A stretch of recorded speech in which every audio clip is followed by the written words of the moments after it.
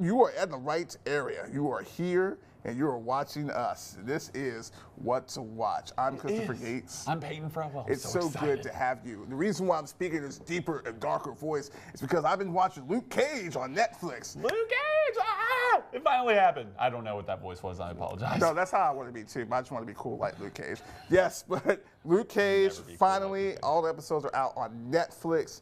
And once again, it seems like Marvel has another A+ Netflix show. They seem to just know how to do these. Right, you are, my friend Chris Gates. And Daredevil 1 and 2 were probably my favorite of the Marvel TV cinematic universe. TV universe. The TV cable internet universe. And I didn't know if I was going to like Jessica Jones when it came out. Because honestly, I had never heard of her. And boy, did I love Jessica Jones. So I had nothing but high expectations coming into Luke Cage.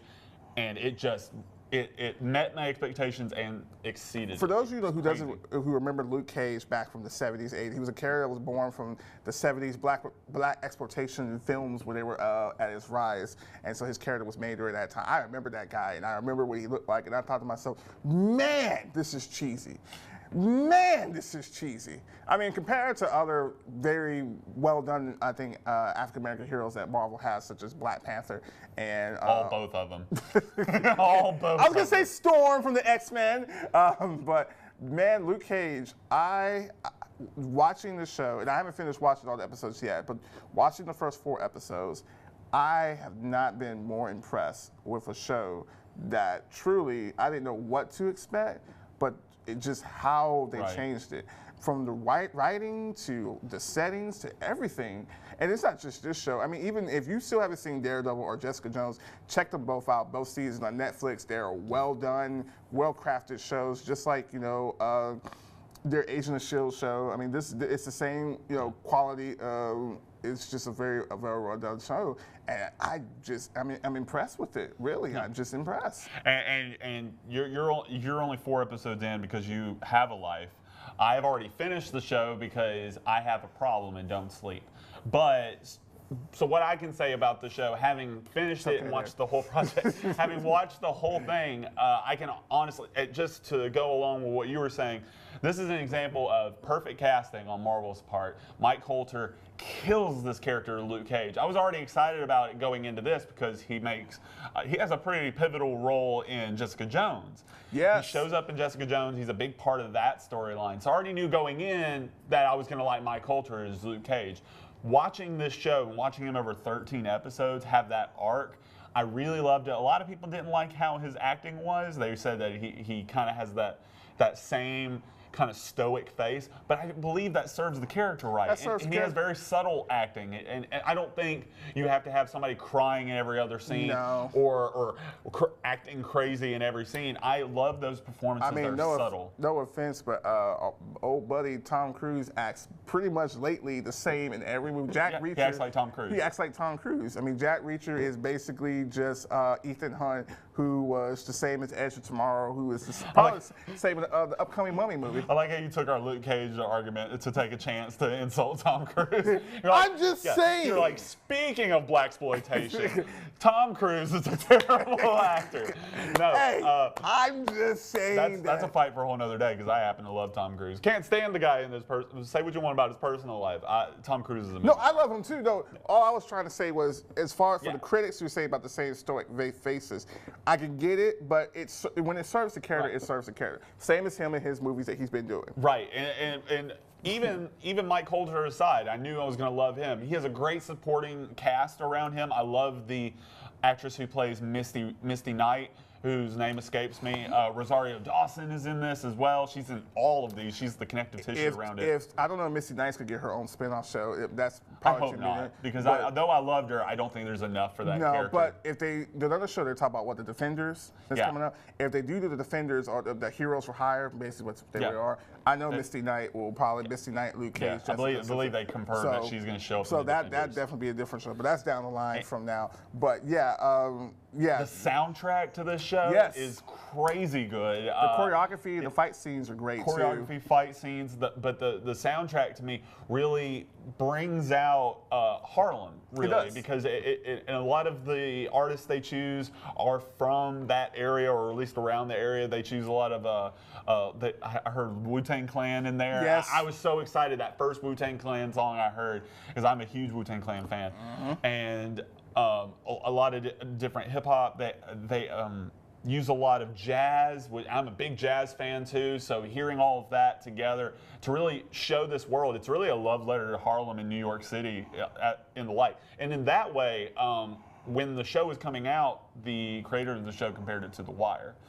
And I was like, wow, those are big shoes to fill. Now, is it as dark as The Wire? Absolutely not. But it does share with The Wire. The Wire, to me, was a love letter to New York.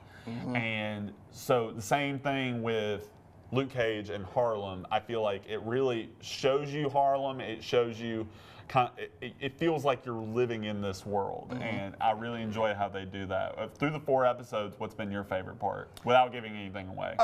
Honestly, to be honest with you, it's hard to pick a favorite part. What I actually love the most so far in each episode is I love how it just keeps it to a realism of the character. It's not, I don't feel like it's trying to overexploit, Luke Cage as being this strong, powerful black man that's invulnerable. I really like the fact that he's almost like an everyday man that sees a wrong and he's just going out and trying to make it right. That is, I think, I really just like really how the characters is setting. But probably one of my, if I do have to pick it, is the fight scene when he's at the not spoiler. The Crispus Attucks. The building. Where he goes to fight the guys, they're at the gym, and he beats up the one guy, they shoot him. And I just love the line where he's just like, I'm tired of buying brand new clothes with bullet holes. Like, it's little things like that that makes the series stand apart. And it's really written well. It's written very well. Yeah. Like, I haven't seen Definitely. writing this well, I'll be honest with you, in I'm so glad you're honest with me. African American television series since really, probably since Empire, or even some of the stuff that Sandra Rhimes has done with How to Get Away with Murder. Like, this is some very well done, character driven stuff that it engages you. And a lot, there are a lot of scenes. There's a scene in a prison that reminded me a lot of Oz. In that way, a lot of the scenes in there, you have crooked police, you have people forming alliances and stuff, and those are all really cool. I don't know if you're that far, but I will be tonight. This is to say that there are scenes in a prison, and I'm already interested. Yeah, exactly. So, but yeah, exactly what you said. They focus on the characters, and I think that's something that overarches all Daredevil, Jessica Jones, and Luke Cage. They focus more on the fact that these are people with supernatural powers, not supernatural, like kind of what DC's been doing. They're trying to make these gods. Like, they're not regular people. They're kind of detached from society, and they don't act like people. And I think that's one of the big problems DC's having. Marvel characters, they really focus on the characters, and I think that's why we love them so much, because we feel like they're kind of like us, and that they just so happen to have greatness sprung upon them. You're right. And that courage comes from inside, and we feel attached to that. You're absolutely right. No, you're absolutely right. And I like that the stakes, these characters are not dealing with stakes that are so high up there. One of the things, this is not a flaw to Captain America Civil War or any Marvel movie, because that's the purpose of their cinematic movies. Here, these are characters with superpowers dealing with their everyday problems, or problems that are surrounding them around the world that they're involved in. They're not trying to take these characters and put them in this giant, like Marvel's just trying to put them all together. Like, you know what? Yeah, these characters would be great if they met up with Captain America at some point or sometime. Listen, it's all going to come together, I feel, probably for a big Avengers or a big whatever they have, Phil. But I like how Marvel is separating their movies from the TV series at the same time they're still related as one. Yeah. I like that. They're able to do so much more on Netflix that they probably wouldn't be able to do in a movie format where you're trying to stretch it to a more generic audience, to a wider audience. Yeah, But with because if you did Luke Cage or Jessica Jones or Daredevil to a movie audience, I'm not saying they wouldn't have the same success, but it would be very difficult. Very there would be a toned lot down. to cut out. That was smart. That's smart of smart of Marvel to do that episode, do these episodics on Netflix, the way how they're being done. And you get it to a more specific, more niche audience because a lot of the people watching these on Netflix are adults. So they kind of gear it toward adults in that way, much more mature subject matter. And I think it's going to be a great way bringing characters like The Punisher, Moon Knight, some of these more graphic and more adult-themed Marvel characters, and giving them a stage where they can really shine as characters and bring the world that they live in, mostly New York, to the screen. And I'm really excited that they did it that way. Like you said, the only thing that I hate is that we're going to have probably limited interactions between the TV universe and the movie universe, which is hard. Obviously, you take that. It's going to be very difficult, but it works out for them because right now with their TV universe, I can look at the TV Marvel universe and I can look at their cinematic universe and I can be like, wow, they are one and related. They could put these together if they wanted to. And at some point, I think they're going to run their course, kind of like S.H.I.E.L.D. How it runs its course, set up like season 3, I think it's S.H.I.E.L.D. sets up Avengers: Age of Ultron with the Loki scepter and how it got captured by Hydra and all that sort of stuff. Sorry, spoiler alert, you didn't know that.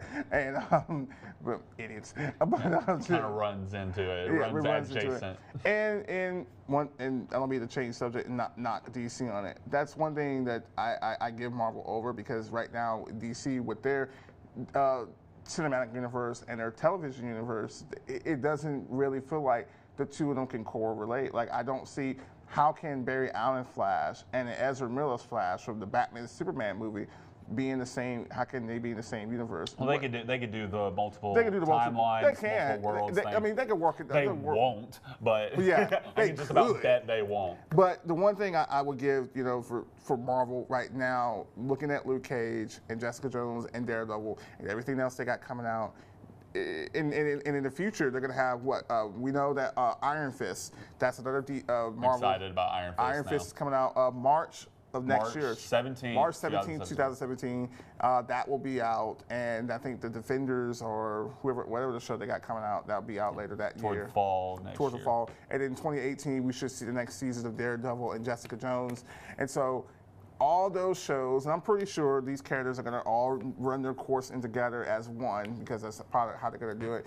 It will set up for just a really, not just good, television, internet watching, but just good storylines in general. It's a good time. It's a good time. All right, so we've blown the show up and can't stop talking good things about it. As we sign out, what's one thing that you don't like about the show?